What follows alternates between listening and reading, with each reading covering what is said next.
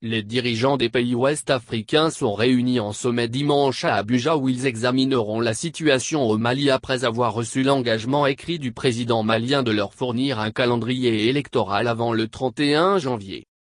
Les dirigeants des pays membres de la Communauté économique des États de l'Afrique de l'Ouest, CEDEAO, doivent décider de la suite à donner au non-respect par les autorités maliennes, dominées par les militaires, de leur engagement initial à organiser fin février 2022 des élections en vue d'un retour des civils au pouvoir. Ils se pencheront aussi sur la Guinée, théâtre d'un putsch en septembre, a indiqué le président de la commission de la CEDEAO, Jean-Claude Cassibrou, à l'ouverture du sommet. Ils discuteront de la pandémie de Covid-19, du manque de vaccins, de l'apparition du variant Omicron et de l'interdiction de voyages injustifiés imposée à certains pays africains, a-t-il ajouté.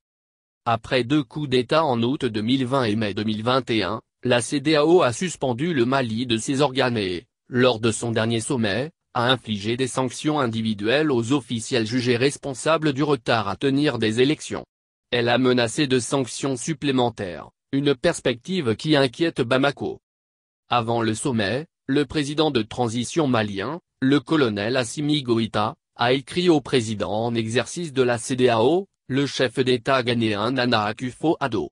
La République du Mali, par ma voix, s'engage à vous fournir au plus tard le 31 janvier 2022 un chronogramme, calendrier, détaillé qui pourrait être discuté durant une mission de la CEDEAO, écrit-il dans ce courrier de 2 pages obtenu par la AFP. Le colonel Goïta, homme fort malien depuis le putsch qui a renversé le président civil Ibrahim Boubacar Keïta en août 2020, y justifie le report des élections. Il invoque la tenue de consultations nationales, assises de la refondation, qui se sont ouvertes samedi dans les communes et qui doivent accoucher de recommandations en vue de réforme.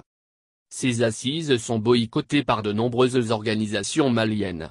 Mais elles formuleront des recommandations qui permettront de dégager un calendrier électoral et sont indispensables au retour de la paix et de la stabilité dans notre pays, selon le colonel Goïta.